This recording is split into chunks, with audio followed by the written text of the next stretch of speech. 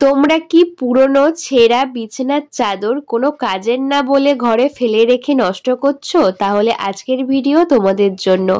প্রত্যেক দিনের মতো আজ এনেছি বেশ কিছু জানা অজানা 4টি কিচেন টিপস, যেটা দেখলে তোমাদের সংসারের কাজগুলো হবে জলের মতো সহজ, তার সঙ্গে থাকবে প্রচুর টিপস। চলো আজকের প্রথম টিপস কি আছে দেখে নিই।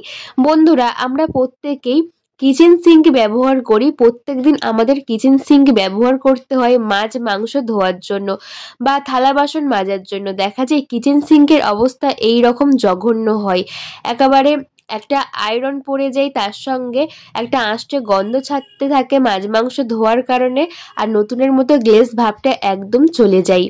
আজকে খুব সহজ পদ্ধতিতে এই কিচেন সিঙ্কটা পরিষ্কার করে দেখাবো। আর এখানে কিন্তু প্রচুর ব্যাকটেরিয়াও জন্মেছে, কারণ অসম্ভব পরিমাণে ময়লা পড়েছে। কিচেন সিঙ্কের ব্যাকটেরিয়া দূর হবে, একটা সুন্দর শাইনি দেবে, তার সঙ্গে কোনো রকম আষ্টে গন্ধ ছাড়বে না। এখানে প্রথমে হাফ চামচ লবণ দিয়ে দিচ্ছি কিচেন সিঙ্কের মধ্যে, আর দিয়ে দেব কিছুটা পরিমাণ শ্যাম্পু। 1 টাকার একটা পাতা হলে আমাদের 1 মাস কিচেন সিঙ্ক পরিষ্কার করতে পারবো। তাই আমি এখানে বড় শ্যাম্পু ছিল, তাই বড় শ্যাম্পু থেকে খুব সামান্য দিয়ে দিয়েছি লবণ, আর শ্যাম্পুটা দিয়ে ভালো করে কিচেন সিঙ্কটাকে পরিষ্কার করে দেব, যে স্কচব্রাইট দিয়ে আমরা সিঙ্ক পরিষ্কার করি সেই স্কচব্রাইট দিয়ে। লবণ দেওয়ার কারণে স্কাবারের কাজ করবে, তার সঙ্গে ব্যাকটেরিয়া দূর করতে সাহায্য করবে লবণ। আর শ্যাম্পু দেওয়ার কারণে যে আঁশটে গন্ধটা হচ্ছিল সেই আঁশটে গন্ধ হবে না, আর যে গ্লেজ ভাবটা চলে গেছিলো সেই গ্লেজ ভাবটা খুব তাড়াতাড়ি ফিরে আসবে। এইভাবে ভালো করে আমি ঘষে নিয়েছি, চারিদিকটা ভালো করে ঘষে নেব। টাইলসও কিন্তু প্রচুর পরিমাণে জল ছিটিয়ে ছিটিয়ে একটা আয়রনের দাগ জমে গেছে বহুদিন ধরে, তো এইভাবে কিন্তু পরিষ্কার করে নিচ্ছি। আর এইটা কিন্তু সপ্তাহে 1 দিন করলে কিচেন সিঙ্ক থাকবে সবসময় নতুনের মতো। তো আমি ভালো করে ঘষে নিয়েছি, এরপর জল দিয়ে ধুয়ে দেখিয়ে দিচ্ছি। দেখো প্রথমে কেমন ছিল আর এখন কিন্তু একদম পরিষ্কার হয়ে গেছে। কোনো রকম আয়রনের দাগ নেই, লাল দাগ নেই, হলুদ দাগ নেই, আর একদম গ্লেসি ভাব চলে এসছে, মনে হচ্ছে পুরো নতুন সিঙ্ক। তাহলে বন্ধুরা, কত সহজে কম খরচে আমাদের কিচেন সিঙ্কটা একদম নতুনের মতো করে ফেললাম। আশা করছি এই ছোট্ট আইডিয়া তোমাদের কাজে আসবে। কেমন লাগলো আইডিয়াটি অবশ্যই আমাকে কমেন্ট করে বলো। চলো পরবর্তী টিপস দেখে নিই। আমাদের প্রত্যেকটা বাড়ির গৃহিণীদের প্রত্যেক দিন রান্নাঘরে কাজ করতে হয়, আর প্রচুর পরিমাণে জল ঘাটতে হয়। আর প্রত্যেক দিন জল ঘেটে ঘেটে আমাদের মনে হয় হাতের কাছে যদি একটা টাওয়াল থাকতো তাহলে খুব সুন্দর মতো হাতটা মুছে ফেলতে পারতাম সঙ্গে সঙ্গে। দেখা যায় বারবার আমরা গায়ের মধ্যে মুছে ফেলি, আর কিচেন টাওয়ালটা কোথায় রাখি একদমই খুঁজে পাই না। তো আমাদের অনেকের কিচেনে কিন্তু একটা ব্যবস্থাও করা থাকে না যে কিচেন টাওয়ালটা যে একটু হ্যাং করে রাখবো। অনেকের আছে, অনেকের কিন্তু সেই ব্যবস্থা থাকে না। তখন কিন্তু বারবার কিচেন টাওয়ালটা খুঁজতে হয়, বা গায়ের মধ্যে তাড়াহুড়োর মধ্যে ভিজে হাতটা মুছে ফেলতে হয়। এই ছোট্ট আইডিয়াটি অবশ্যই করতে পারো যাদের কিচেনে এই সুবিধা নেই বা এই রকম হ্যাঙ্গার নেই যে আমরা টাওয়ালটাকে একটু হ্যাং করে রাখবো। এখানে নিয়েছি জামা কাপড় মেলার ক্লিপ, আর নিয়ে নেব ডবল টেপ। ডবল টেপ খুব সহজেই কিন্তু যে কোনো জিনিস চিপকাতে সাহায্য করে। এইভাবে একটা বানিয়ে নিয়ে যদি কিচেনের মধ্যে কোথাও একটা হ্যাং করে রাখি তাহলে খুব সহজেই আমাদের কিচেন টাওয়ালটা আমরা এখানে চিপকে রাখতে পারবো। আর যখন প্রয়োজন আমরা দেখতেই পাবো যে কিচেন টাওয়ালটা কোথায় আছে, আর প্রয়োজন মতো কিন্তু আমরা হাত মুছতে পারবো। আর এইভাবে কিন্তু আমরা একটু গুছিয়ে রাখলে দেখতেও ভালো লাগবে, একদম কিন্তু খারাপ লাগবে না। আশা করছি বন্ধুরা এই আইডিয়া তোমাদের খুব কাজে আসবে। এই ছোট্ট আইডিয়া কেমন লাগলে অবশ্যই বলো। ভালো লাগলে একটা লাইক করে প্লিজ আমার পাশে থেকো। চলো পরবর্তী টিপস দেখে নিই। কি বন্ধুরা, আমরা তো প্রত্যেকদিন রান্না বান্না করি, তবে আমরা যতই সাবধানে রান্না করি না কেন দেখা যায় আমাদের কড়া পুড়বেই। কারণ আমরা যতই গুছিয়ে রান্না করি না কেন দেখা যায় কড়াই পুড়ে যায়। এটা কিন্তু আমার গ্যাসে রান্না, গ্যাসটা শেষের দিকে, তাই কিন্তু অসম্ভব পরিমাণে কালি পড়েছে। আর লুচি টুচি ভাজার কারণে কিন্তু তেল নিচে পড়ে পড়ে একদম চিপকে বসে গেছে। এই কড়াইটা এবার কিভাবে পরিষ্কার করব? পরিষ্কার করতে গেলে অনেকটা সময় চলে যাবে, প্রায় 2 থেকে 3 ঘন্টা। তার সঙ্গে আমাদের সময়টাও ব্যয় হবে, পরিশ্রমও হবে। কোনো পরিশ্রম ছাড়াই একদম সেকেন্ডের মধ্যে আমরা কিভাবে কড়াইটাকে পরিষ্কার করতে পারি। এই কড়াইটা পরিষ্কার করতে গেলে অনেকের একটা ভয় লাগে যে এতটা সময় লাগবে, তার থেকে বাবা এইরকমই থাক, বা হালকা যেমন ওঠে উঠুক গে।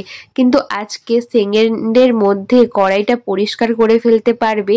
চলো দেখে নি কিভাবে এই কালো পুড়ে যাওয়া কড়াইটা আমরা পরিষ্কার করি, কারণ চারিদিকে তেল ছিটে একদম চিপকে বসে আছে। তো এখানে নিয়েছি একটা বড় সাইজের কড়া, তার মধ্যে দিয়ে দিচ্ছি হাফ হাফ চামচ বেকিং সোডা। এই বড় সাইজের কড়াটা নিয়েছি, কারণ বড় সাইজের কড়া বা গাবলা যে কোনো কিছু নিতে পারো। আর নিয়ে নিচ্ছি হাফ চামচ জামা কাপড় কাচার সার্ফ আর হাফ চামচ লবণ, যে লবণ রান্নার কাজে ব্যবহার করি সেই লবণ। আর দিয়ে দিলাম 2 টুকরো লেবুর খোসা, এখানে লেবুর রস দেবো না, লেবুর খোসা দিলেই হবে। আর দিয়ে দেবো ফুটন্ত জল। ফুটন্ত জল, জামা কাপড় কাচার সার্ফ, বেকিং সোডা, লবণের মধ্যে ফুটন্ত জল দিয়ে দিয়েছি। এরপরে ভালো করে মিশিয়ে নেব। এটা রিয়াকশন শুরু হয়ে গেছে। এর মধ্যে আমি কড়াইটাকে ডুবিয়ে দেব, প্রায় 10 মিনিটের জন্য ডুবিয়ে রাখবো। রান্নার ফাঁকেও তোমরা এই কাজটা করতে পারো, হাতে সময় না থাকলে। রান্না হওয়ার পরে 10 মিনিট ডুবিয়ে রাখলে তারপরে একটু ঘষে নিলেই কিন্তু একদম নতুনের মতো পরিষ্কার হয়ে যাবে। দেখো আমি কড়াইটাকে এই বড় কড়াইয়ের মধ্যে কিন্তু ডুবিয়ে দিচ্ছি জলের মধ্যে। দেখো 10 মিনিট রেখেছিলাম আর জলের কালারটা অনেকটাই চেঞ্জ হয়ে গেছে। এটাকে এবার পরিষ্কার করব। এখানে কিন্তু বেশি ঘষাঘষি করব না, কারণ 10 মিনিট ভিজিয়ে রেখেছিলাম, অনেকটাই কিন্তু নরম হয়ে গেছে। যে পোড়া দাগগুলো বসেছিল সবটাই কিন্তু নরম হয়ে গেছে, তাই আমাদের একটু ঘষলেই কিন্তু পরিষ্কার হয়ে যাবে। আর কতটা পুড়েছে দেখতেই পাচ্ছ, তেল নিচে পড়ে পড়ে কড়াইটা পুরো কালো হয়ে গেছে। এটা 1 সপ্তাহ ঘেটুমি করে না মেজে মেজে হয়েছে, তো সেই জন্য এটা পরিষ্কার করতে অনেক সময় লাগে। তো আমি পিছনটাও দেখিয়ে দিলাম। এরপরে এর মধ্যে দিয়ে দেব ছাই, যে উনুনে রান্না করি যে ছাই, সেই ছাই আমি কিছুটা পরিমাণ দিয়েছি। আর একটা লেবুর খোসা দিয়ে দিচ্ছি।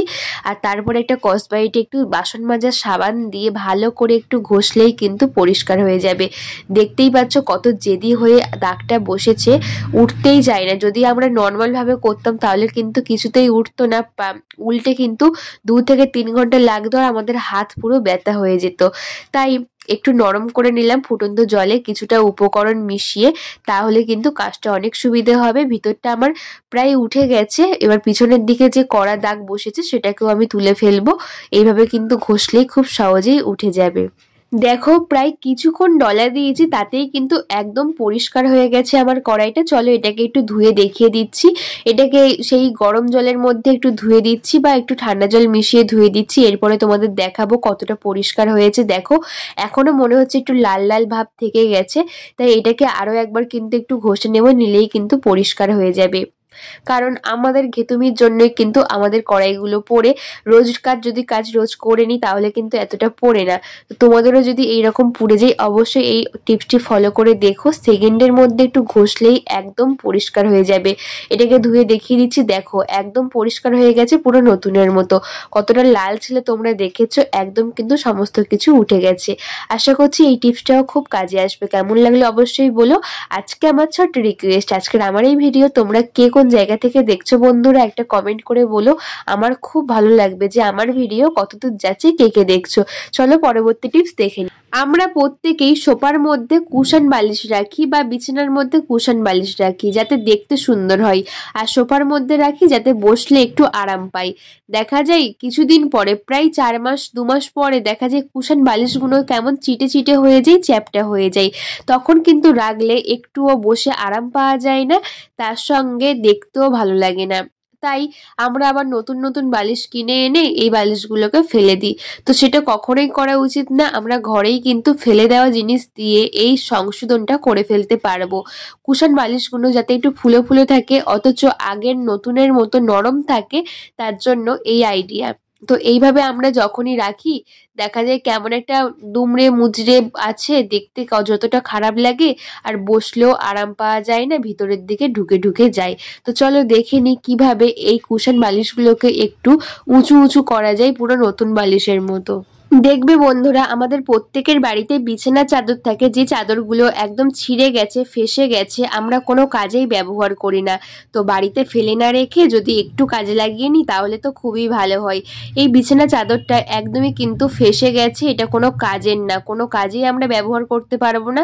এমন কিছু কিছু চাদর থাকে যেগুলো খুব নরম হয়, ব্যবহার করতে করতে পাতলা হয়ে যায়, তবে ছিঁড়ে গেলে আমরা আর কাজে ব্যবহার করি না। তো চলো দেখে নিই কিভাবে এই ছেঁড়া বিছানা চাদরটা আমরা কাজে লাগাই। বিছানা চাদরটা অনেকটা বড় হয়, তাই এইভাবে কিন্তু টুকরো করে নেবে, তাহলে এটা করতে খুব সুবিধা হবে। ছোট টুকরো করে নিয়েছি, আর বিছানা চাদরটা কিন্তু টানলেই ছিঁড়ে যাচ্ছে, এতটাই পাতলা হয়ে পচে গেছে। এটাকে আমি টুকরো করে নিয়ে ভাঁজ করে নেব। মানে যেমন আমার কুশান বালিশ হবে সেই বুঝে কিন্তু ভাঁজটা করতে হবে। এটা করলে একটুও কিন্তু কুশান বালিশটা শক্ত হবে না, কারণ কুশান বালিশের উপরের দিকের অংশে আমি দেবো না, পিছনের দিকের অংশে দেবো, তাই আমি চৌকো করে নিয়েছি। এরপর পিছনের দিকের অংশটা আমি দেবো, আর উপরের দিকে যে বালিশটা আছে ওটা থাকবে নরম মতো হয়ে।